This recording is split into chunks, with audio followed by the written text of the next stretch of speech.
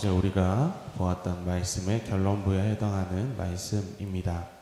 모세와 또 이스라엘 백성들이 하나님 앞에서 계속된 불평과 불만을 토로했던 말씀을 어제 우리가 함께 보았습니다. 그리고 오늘 말씀에서는 하나님께서 그 불평과 불만에 대하여서 응답하여 주시는 모습을 바라보게 됩니다. 오늘 말씀을 통하여서 우리가 아버지 하나님에 대해서 알 수 있는 것은 모든 주권은 하나님께 있다라는 것입니다. 근데 이 모든 주권은 하나님께 있다라는 이 말을 할 때 우리는 그 말의 의미와 깊이가 얼마나 깊고 넓은지에 대해서 한번 고민해 보아야 합니다. 그저 우리의 인생은 우리가 알아서 살아가고 있지만 그럼에도 불구하고 하나님께서 아주 작은 부분들 하나하나를 리터치하시는 것을 꼭 아버지 하나님의 주권이 여기 있습니다 라고 고백하며 살아가고 있는 것은 아닌지 우리의 모습은 좀 다시 돌아볼 필요가 있습니다. 오늘 말씀을 곳곳에서 보면 사람들이 모세를 어떻게 생각하였는지에 대한 구절들이 계속해서 등장하고 있습니다. 사람들은 모세를 지도자로 생각하기도 했습니다. 오늘 말씀에서 보면 모세가 하나님 앞에 장로들을 불러 모으게 되는데 두 명의 장로들이 나오지 않았다라고 이야기하고 있습니다. 그들의 이름을 엘닷과 메닷이라고 이야기하고 있고요. 그런데 이 두 장로들이 하나님의 영이 임하여서 예언하는 것을, 그 진중에서 예언하는 것을 보게 될 때에 여호수아가 모세 앞에 나와서 하는 이야기를 들어보면 모세를 주라라고 표현하고 있는 것을 우리는 볼 수 있습니다. 그러니까 여호수아가 지금 정말 누구를 의지하고 따라가야 하는가에 대해서 살짝 혼동이 오고 있는 모습을 우리는 보고 있는 거죠. 모세는 주가 아니에요. 그럼에도 불구하고 그가 하나님이 보내신 사람이라는 인식을 넘어서 어느 순간 여호수아는 이 모세를 너무 강력하게 리더로서 의지하고 있는 것이죠. 그렇기 때문에 그가 이 예언하는 자들을 지금 말려야 하지 않겠습니까? 라고 이야기하는 것도 어느 정도 이해가 갑니다. 왜냐하면은 이 모세의 리더십에 대하여서 위협이 될 수 있는 상황이었기 때문에 그렇습니다. 왜냐하면 모세의 말대로 행한 사람이 아님에도 불구하고 그 영이 임하기 때문이죠. 그러니까 여호수아와 같은 사람들이 있었을 거라라는 거예요. 이 모세를 신격화하는 사람들도 분명히 이 무리들 가운데는 있었을 거라라는 것이죠. 근데 반대로 얘기하자면은 엘닷과 메닷이라는 사람들도 있었을 겁니다.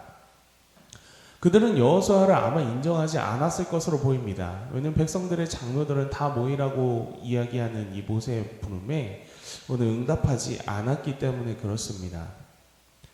그러니까 모세가 신으로 여겨지든 아니면 모세가 일반적인 리더자로 여겨지든 지금 모든 사람들은 이 여정에 있어서 누구를 바라보고 있는 것일까요?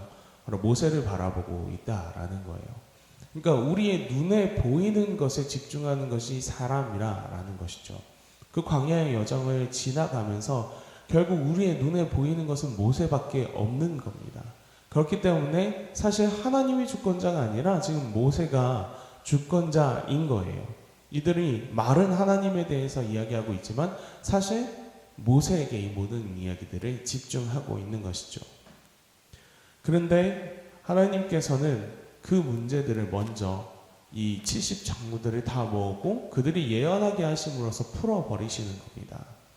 모세만이 예언자, 모세만이 하나님과 소통할 수 있는 자라고 여겼던 사람들에게 그 모든 70장로들이 다 예언함을 보여줌으로 인하여서 모세가 하나님께 선택된 것 뿐이지 사실 이 길을 인도하시는 이도 하나님이시고 함께 하시는 이도 하나님이시고 능력을 부어주시는 이도 하나님이시라라는 것을 확실하게 보여주시는 거예요.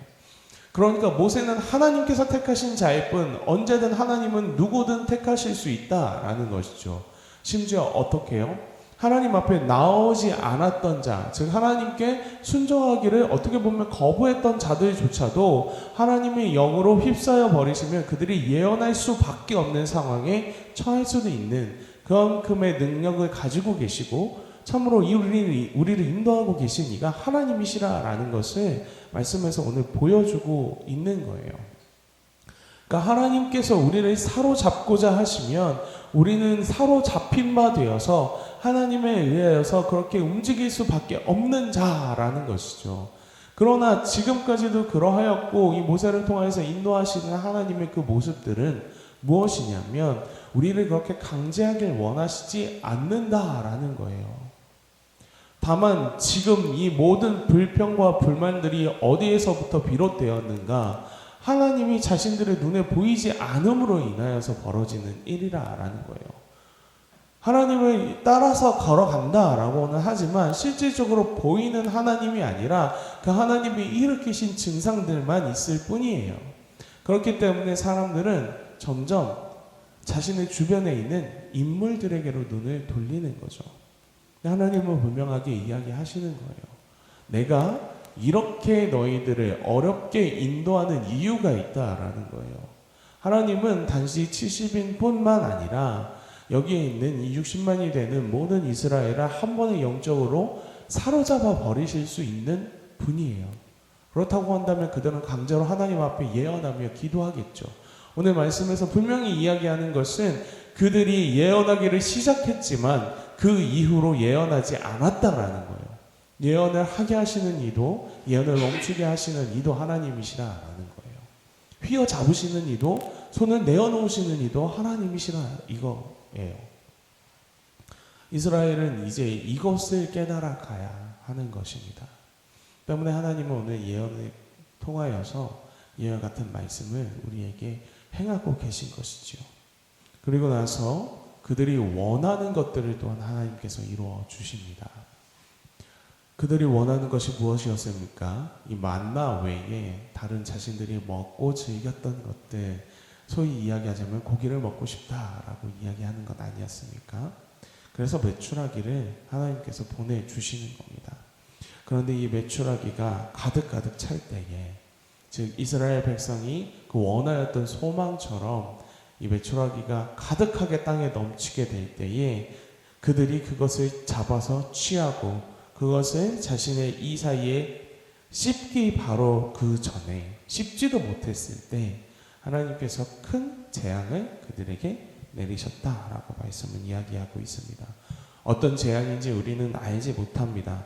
그러나 그것이 큰 재앙이라고 표현되었고 그것에 대하여서 따로 기브롯 핫다와라는 이름을 붙인 것으로 볼 때 분명히 많은 사람들이 크게 죽거나 다치는 어떠한 재앙들이 벌어졌을 거예요. 하나님은 계속해서 우리에게 이야기하고 계신 것입니다. 우리의 욕심을 채우는 것이 우리의 삶을 윤택하게 만드는가라는 것이죠. 하나님께서 우리의 삶을 윤택하게 만드는 데만 집중한다라고 한다면 그것이 우리의 인생에 대하여서 정말 참으로 즐거움을 가져오겠는가라는 거예요. 그런데 우리 욕심을 채우게 될 그때에 하나님께서 말씀하시는 것이죠. 아무리 큰 욕심으로 채워도 그것을 누리게 하시는 이가 역시 하나님이신데 그것을 누리도록 하나님께서 허락하시지 않으신다라고 한다면 내 눈앞에 있는 수많은 고깃상이 무슨 의미가 있겠는가라는 거예요. 광야의 여정 속에서 계속 하나님이 우리에게 가르쳐 주시길 원하시는 것은 그것입니다. 하나님은 매우 놀라우신 분이시고 매우 능력이 있으신 분이시고 정말 위대하신 분이신 게 맞아요. 그럼에도 불구하고 하나님은 오늘 우리의 인생을 광야를 우리 두 발로 걸어가야 하는 인생, 그리고 다른 고깃상이 아니라 이 하루하루 주어지는 그 만나에 감사해야 하는 인생으로 키워나가고 계신 것이라는 거예요. 왜 그렇게 하시는 것입니까? 여러분들 다 아이들을 키워보셨잖아요. 아이들을 키워보시다 보면 드시는 생각이 있지 않습니까? 이 아이에게 뭐든지 다 해주고 싶어요. 좋은 옷을 입히고 싶고요. 맛있는 거 먹여주고 싶어요. 이 세상 그 누구도 이 아이한테 뭐라 할 수 없게 이 아이는 친구들이 가지고 있는 모든 것 다 사주고 싶은 게 부모의 모습 아닙니까? 그렇지만 여러분들 그렇게 아이들을 키우셨습니까? 남부럽지 않게 키우겠다라고 하면서 내가 가진 돈 아이들에게 다 발라가면서 그렇게 아이들 키우셨습니까? 주변에 혹시 그렇게 아이들 키우신 분들 성공하시는 거 보셨습니까? 여러분, 하나님이 우리를 사랑하시고 하나님이 우리를 인도하시길 원하신다라는 것은 하나님께서 우리를 억지로 머리채 잡고 끌어가시거나 우리에게 로또 같은 신이 되길 원하신다라는 것이 아닌 줄 믿습니다. 우리의 기도는 그와 같은 기도가 되어서는 안 됩니다. 하나님은 우리를 사랑하기 원하시고 하나님은 우리와 교제하기 원하시는 분이십니다. 그 발걸음 하나하나를 통하여서 그저 내 유익과 내 육신의 욕심들을 채워나가 주시는 하나님이 아니라 오늘 하루하루의 삶을 통하여서 하나님을 직접 인격적으로 만나기를 원하시는 분이시라라는 거예요. 그렇기 때문에 이스라엘에겐 그 광야의 여정이 필요한 겁니다. 그들의 여정이 짧아질 줄 알았지만 결국 40년으로 늘어났던 것도 하나님이 원하시는 그것을 이루기 위함입니다. 그것이 사람의 모습으로 볼 때는 재앙과 같이 느껴지는 상황일 수도 있는 거예요. 그러나 그럼에도 불구하고 여전히 그 재앙을 내리시는 하나님의 뜻은 사랑에 기초하고 있는 줄 믿습니다. 그렇게 해야만 내 아이가 아름답게 자랄 수 있기 때문에 그렇습니다. 그렇게 해야만 내 아이가 예쁘게 자랄 수 있기 때문에 그래요. 저희 첫째 아이를 요즘 먹는 훈련을 좀 많이 시키고 있습니다. 이 아이가 약간 식탐이 좀 있는 것 같아요.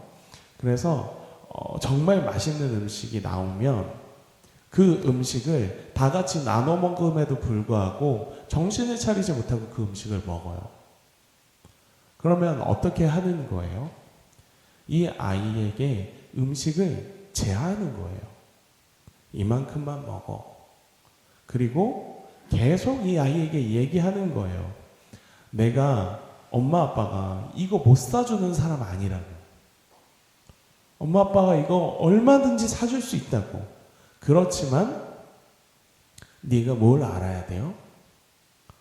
다른 사람하고 함께 먹을 땐 이 음식이 다 네 것이 아니라라는 것을 함께 나눠 먹기 위해서 네 스스로 통제할 수 있어야 한다라는 것을 가르쳐 주는 거예요. 여러분, 이게 사랑인 줄 믿습니다.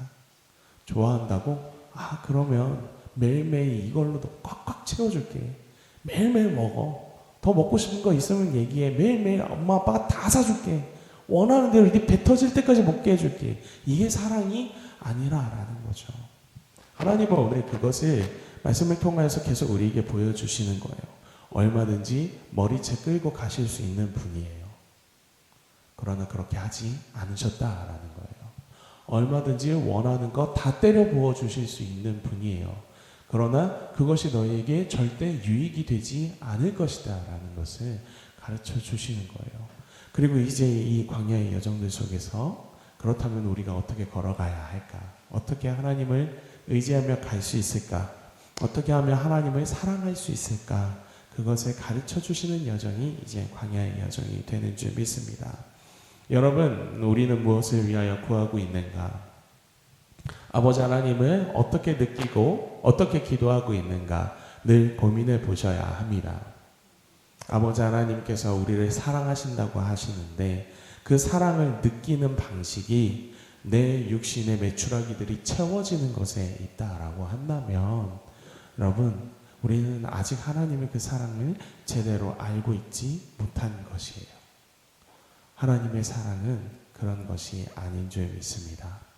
하나님의 사랑은 때로는 우리에게 제한하시고 때로는 우리 스스로 행해야 할 수밖에 없는 상황들을 연출하시는 것. 그러나 그 모든 상황들 속에서 결국에는 아버지 하나님 함께 하시기에 그것을 행할 수 있음을 고백하게 하시는 것. 이것이 하나님이 우리에게 주시는 사랑이신 줄 믿습니다. 우리 그 사랑을 구하면서 기도했으면 좋겠습니다. 그저 내가 원하는 것을 가득 채우는 사랑이 아니라 아버지 하나님께서 정말 우리를 어떻게 생각하시는지를 깨달을 수 있는, 부모가 자식을 어떻게 생각하는지 깨달을 수 있는 그런 자식의 마음처럼 하나님이 우리를 어떻게 생각하시는지 깊게 깨달을 수 있는 은혜를 허락하시기를 우리 함께 기도하며 나아가는 이 새벽이 되길 소망합니다. 기도하겠습니다.